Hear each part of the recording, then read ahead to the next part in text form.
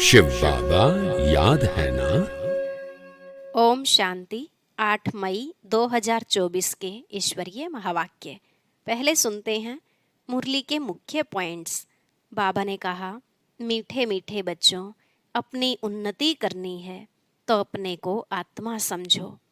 तुम स्टूडेंट्स की बुद्धि में सदा यह स्मृति रहे कि कैसे हम 84 का चक्र लगाते हैं।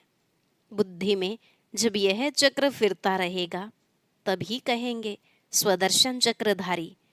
दिन रात अंदर में यह सिमरण चलते रहना चाहिए कि जो बेहद का बाप नॉलेजफुल है वह स्वयं आकर हमको पढ़ाते हैं। अंदर में यह ज्ञान डांस चलता रहे तो तुम्हें बहुत खुशी रहेगी। वह बाप जो तुमको इतनी वंडरफुल नई नई बातें सुनाते हैं उनको तो कितना याद करना चाहिए। फिर बाबा ने कहा, तुम्हें सारा दिन यह ख्यालात चलने चाहिए कि औरों को भी यह नॉलेज कैसे मिले, कैसे सबको बाप का परिचय दें। बाप समान तुम ब्राह्मण बच्चों को भी सब पर उपकार करना है, अर्थात जो बिल्कुल ही अनजान हैं उन्हें ईश्वरीय ज्ञान देकर सदा सुखी बनाना है। सबको रावण के पंजे से छुड़ाने की सेवा करनी चाहिए। लास्ट में बाबा ने कहा, जहाँ सर्विस हो सकती है वहाँ कैसे भी करके प्रबंध करना चाहिए। इसमें कुछ पूछने की दरकार नहीं है।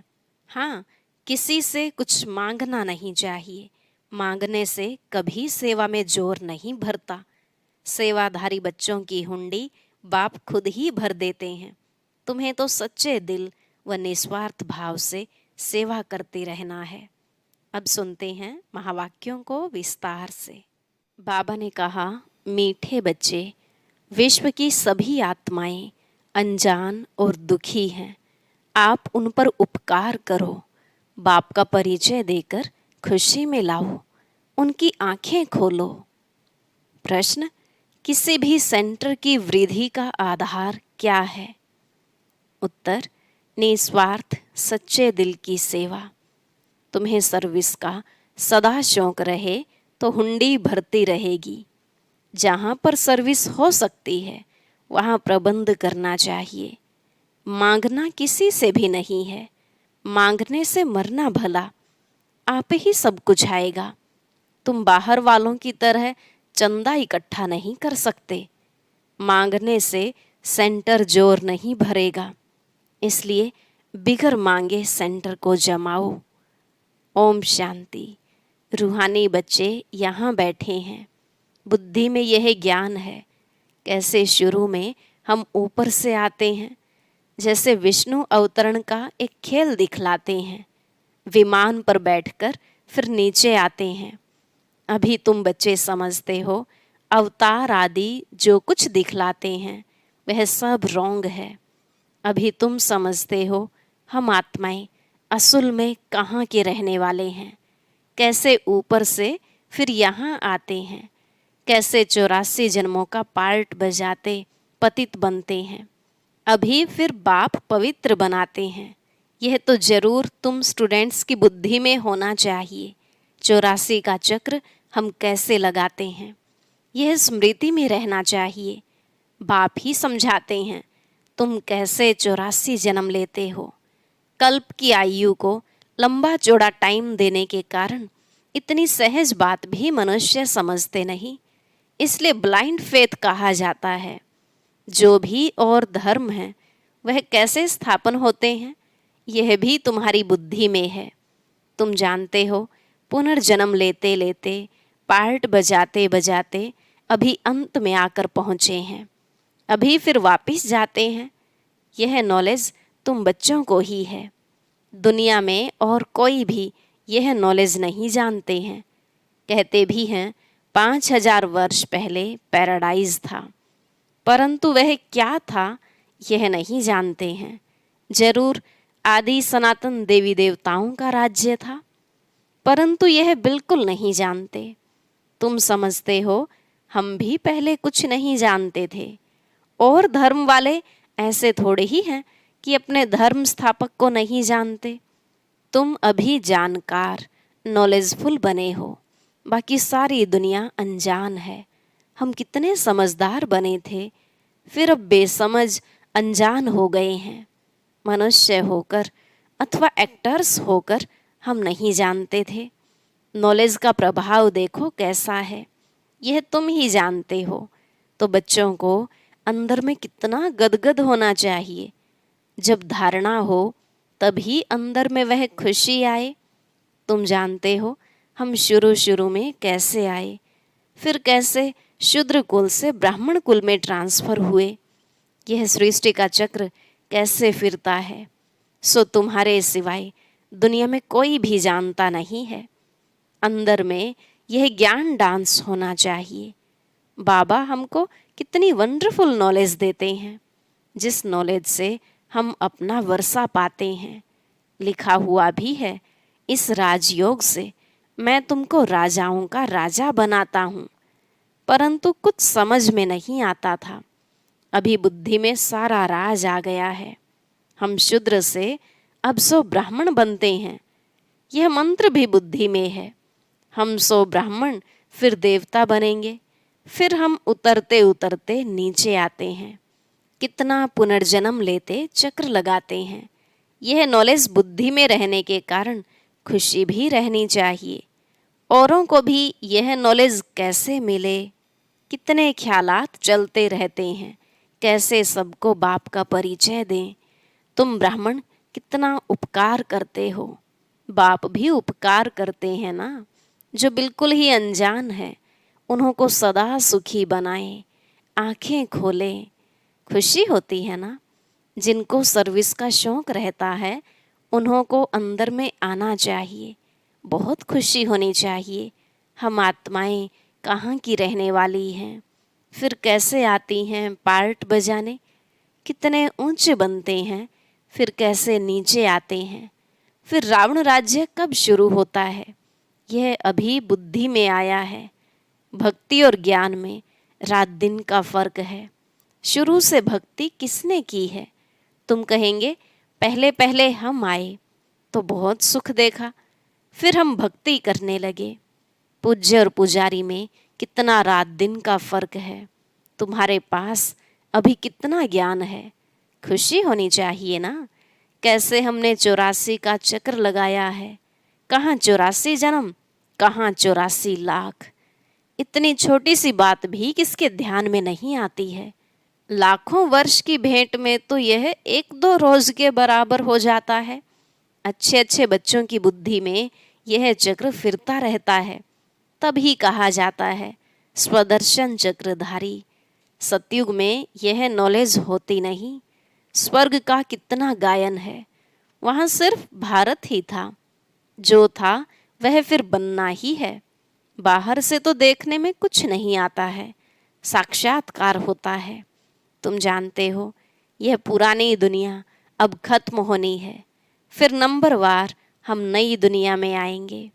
आत्माएं कैसे आती हैं पार्ट बजाने, वह भी तुम समझ गए हो। आत्माएं ऐसे कोई ऊपर से उतरती नहीं है जैसे नाटक में दिखाते हैं। आत्मा को तो इन आँखों से कोई देख भी ना सके।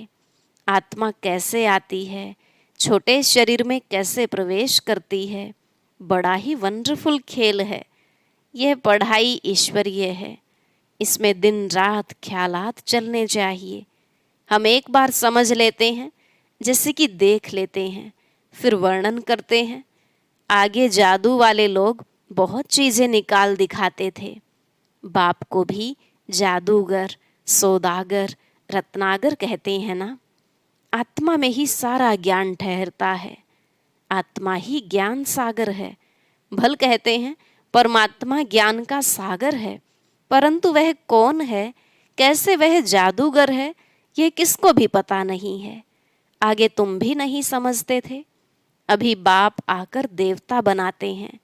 अंदर में कितनी खुशी होनी चाहिए। एक बाप ही नॉलेजफुल है, हमको पढ़ाते भी हैं। यह सिर्फ तुम बच्चे ही जानते हो। यह दिन रात अंदर में सिमरन चलना चाहिए। यह बेहद के नाटक का नॉलेज सिर्फ एक बाप ही सुना सकते हैं, और कोई सुना ना सके। बाबा ने देखा थोड़े ही है परंतु उनमें सारी नॉलेज है। बाप कहते हैं, मैं सत्युग त्रेता में तो नहीं आता हूँ, परंतु नॉलेज सारी सुनाता हूँ। वंडर लगता है ना, जिसने कभी पार्ट ही नहीं लिया वह कैसे बतलाते हैं। बाप कहते हैं, मैं कुछ भी देखता नहीं हूँ, न मैं सत्युग त्रेता में आता हूँ, परंतु मेरे में नॉलेज कितनी अच्छी है जो मैं एक ही बार आकर तुमको सुनाता हूँ। तुमने पार्ट बजाया, तुम जानते नहीं हो, और जिसने पार्ट ही नहीं बजाया है वह सब सुनाते हैं। वंडर है ना, हम जो पार्टधारी हैं हम कुछ नहीं जानते, और बाप में कितनी सारी नॉलेज है। बाप कहते हैं, मैं थोड़े ही सत्युग त्रेता में आता हूँ जो तुमको अनुभव सुनाऊं। ड्रामानुसार बिगर देखे अनुभव किए सारी नॉलेज देते हैं। कितना वंडर है। मैं पार्ट बजाने आता ही नहीं और तुमको सारा पार्ट समझाता हूँ, इसलिए ही मुझे नॉलेजफुल कहते हैं। तो बाप कहते हैं, अब मीठे मीठे बच्चों, अपनी उन्नति करनी है तो अपने को आत्मा समझो। यह है खेल। तुम फिर भी ऐसे ही खेल करेंगे, देवी देवता बनेंगे, फिर अंत में चक्र लगाए मनुष्य बनेंगे। वंडर खाना चाहिए ना। बाबा में यह नॉलेज कहाँ से आई? उनका तो कोई गुरु भी नहीं। ड्रामानुसार पहले से ही उनमें पार्ट बजाने की नोंद है। इसको कुदरत कहेंगे ना। हर एक बात वंडरफुल है। तो बाप बैठ नई नई बातें समझाते हैं। ऐसे बाप को कितना याद करना चाहिए। 84 के चक्र को भी याद करना है। यह राज भी बाबा ने ही समझाया है। विराट रूप का चित्र कितना अच्छा है। जो लक्ष्मी नारायण अथवा विष्णु का चित्र बनाते हैं वही दिखाते हैं हम कैसे 84 जन्मों में आते हैं। हम सो देवता, फिर क्षत्रिय, वैश्य, फिर शूद्र। यह सिमरन करने में क्या कोई तकलीफ है? बाप है नॉलेजफुल। कोई से पढ़ा थोड़े ही है, न शास्त्र आदि ही पढ़ा है। बिगर कुछ भी पढ़े, बिगर गुरु किए इतनी सारी नॉलेज बैठ सुनाए, ऐसा तो कभी देखा नहीं। बाप कितना मीठा है। भक्ति मार्ग में कोई किसको मीठा समझेंगे। जिसको जो आता है उनकी पूजा करने लग पड़ते हैं। बाबा बैठ सब राज समझाते हैं। आत्मा ही आनंद स्वरूप है, फिर आत्मा ही दुख रूप छीछी बन जाती है। भक्ति मार्ग में तो कुछ भी तुम नहीं जानते थे। मेरी कितनी महिमा करते हैं, परंतु जानते कुछ भी नहीं। यह भी कितना वंडरफुल खेल है। यह सारा खेल बाबा ने समझाया है। इतने चित्र सीढ़ी आदि के कभी देखे भी नहीं थे। अब देखते हैं, सुनते हैं तो कहते भी हैं यह ज्ञान तो यथार्थ रीति है, परंतु काम महाशत्रु है, इस पर जीत पानी है, तो यह सुनकर ढीले पड़ जाते हैं। तुम कितना समझाते हो, समझते ही नहीं। कितनी मेहनत लगती है। यह भी जानते हैं कल्प पहले जिन्होंने समझा था वही समझेंगे। दैवी परिवार वाले जितने बनने वाले होंगे उन्हों को ही धारणा होगी। तुम जानते हो हम श्रीमत पर राजधानी स्थापन करते हैं। बाप का डायरेक्शन है, औरों को भी आप समान बनाओ। बाप सब ज्ञान सुना रहे हैं, तुम भी सुना रहे हो, तो जरूर यह शिव बाबा का रथ भी सुना सकता होगा, परंतु अपने को गुप्त कर देते हैं। तुम शिव बाबा को ही याद करते रहो। इनकी तो उपमा भी नहीं करनी है। सर्व का सद्गति दाता, माया की जंजीरों से छुड़ाने वाला एक ही है। बाप कैसे बैठ तुमको समझाते हैं, यह तुम बच्चों के सिवाय और कोई को पता ही नहीं है। मनुष्य यह भी नहीं जानते कि रावण क्या चीज है। हर वर्ष जलाते ही आते हैं। एफिजी तो दुश्मन का बनाया जाता है ना। तुमको भी पता पड़ा है कि रावण भारत का दुश्मन है, जिसने भारत को कितना दुखी कंगाल बना दिया है। सभी 5 विकारों रूपी रावण के पंजे में फंसे हुए हैं। बच्चों को अंदर में यह आना चाहिए, कैसे औरों को भी रावण से छुड़ाएं। सर्विस हो सकती है तो प्रबंध करना है, सच्चे दिल से निस्वार्थ भाव से सेवा करनी है। बाबा कहते हैं, ऐसे बच्चों की हुंडी मैं भरता हूँ। ड्रामा में नूंद है, सर्विस का अच्छा चांस है, तो इसमें पूछने का भी नहीं रहता। बाप ने कह दिया है, सर्विस करते रहो, मांगो कोई से भी नहीं, मांगने से मरना भला, आप ही तुम्हारे पास आ जाएगा। मांगने से सेंटर इतना जोर नहीं भरेगा, बिगर मांगे तुम सेंटर जमाओ, आप ही सब आता रहेगा, उसमें ताकत रहेगी। जैसे बाहर वाले चंदा इकट्ठा करते हैं, ऐसे तुमको नहीं करना है। मनुष्यों को तो कभी भगवान नहीं कहा जाता। ज्ञान तो है बीज, बीज रूप बाप बैठ तुमको ज्ञान देते हैं। बीज ही नॉलेजफुल है ना, वह जड़ बीज तो वर्णन कर नहीं सकेंगे, तुम वर्णन करते हो, सब बातों को समझ सकते हो। इस बेहद के झाड़ को कोई भी समझते नहीं है।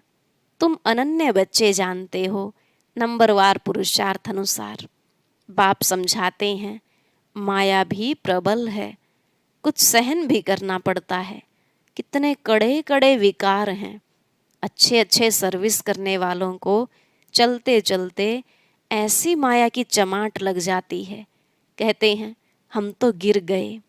सीढ़ी ऊपर चढ़ते चढ़ते नीचे गिर पड़ते हैं, तो की कमाई सारी चट हो पड़ती है। दंड तो जरूर मिलना चाहिए। बाप से प्रतिज्ञा करते हैं, ब्लड से भी लिख कर दिया, फिर भी गुम हो गए। बाबा पक्का करने के लिए देखते भी हैं, इतनी युक्तियां करते हुए भी फिर दुनिया की तरफ चले जाते हैं। कितना सहज समझाते हैं, पार्टधारी को अपने पार्ट का ही सिमरण करना चाहिए। अपना पार्ट कोई भूल थोड़े ही सकता है। बाप तो रोज रोज भिन्न भिन्न प्रकार से समझाते रहते हैं। तुम भी बहुतों को समझाते हो, फिर भी कहते हैं हम बाबा के सम्मुख जाएं। बाप का तो वंडर है, रोज मुरली चलाते हैं। वह है निराकार, नाम रूप देश काल तो है नहीं, फिर मुरली कैसे सुनाएंगे। वंडर खाते हैं, फिर पक्के होकर आते हैं। दिल होता है ऐसा बाप वर्षा देने आए हैं, उनसे मिलें। इस पहचान से आकर मिलें तो बाप से ज्ञान रत्न धारण कर सकें, श्रीमत को पालन कर सकें। अच्छा, मीठे मीठे सिकिलधे बच्चों प्रति माता पिता बाप दादा का याद प्यार और गुड मॉर्निंग। रूहानी बाप की रूहानी बच्चों को नमस्ते। रूहानी बच्चों की रूहानी बाप दादा को नमस्ते नमस्ते, गुड मॉर्निंग, शुक्रिया बाबा, शुक्रिया। धारणा के लिए मुख्य सार। पहला पॉइंट, ज्ञान को जीवन में धारण कर खुशी में गदगद होना है। वंडरफुल ज्ञान और ज्ञानदाता का सिमरण कर ज्ञान डांस करना है। दूसरा, अपने पार्ट का ही सिमरण करना है, दूसरों के पार्ट को नहीं देखना है। माया बड़ी प्रबल है, इसलिए खबरदार रहना है। अपनी उन्नति में लगे रहो, सर्विस का शौक रखो। आज का वरदान, अच्छाई पर प्रभावित होने के बजाय उसे स्वयं में धारण करने वाले परमात्मा स्नेही भव। अच्छाई पर प्रभावित होने के बजाय उसे स्वयं में धारण करने वाले परमात्मा स्नेही भव। बाबा ने कहा, अगर परमात्मा स्नेही बनना है तो बॉडी कॉन्शियस की रुकावटों को चेक करो। कई बच्चे कहते हैं यह बहुत अच्छा या अच्छी है, इसलिए थोड़ा रहम आता है। कोई का किसी के शरीर से लगाव होता है, तो कोई का किसी के गुणों व विशेषताओं से। लेकिन वह विशेषता व गुण देने वाला कौन? कोई अच्छा है तो अच्छाई को धारण भले करो, लेकिन अच्छाई में प्रभावित नहीं हो जाओ। न्यारे और बाप के प्यारे बनो। ऐसे प्यारे अर्थात परमात्मा स्नेही बच्चे सदा सेफ रहते हैं। स्लोगन, साइलेंस की शक्ति इमर्ज करो तो सेवा की गति फास्ट हो जाएगी। साइलेंस की शक्ति इमर्ज करो तो सेवा की गति फास्ट हो जाएगी। ओम शांति। बाबा को अति प्रिय बच्चे कौन से हैं जिनका स्थान बाबा ने अपने समीप फिक्स किया हुआ है? जानने के लिए सुनते हैं आज का अव्यक्त ज्ञान मोती।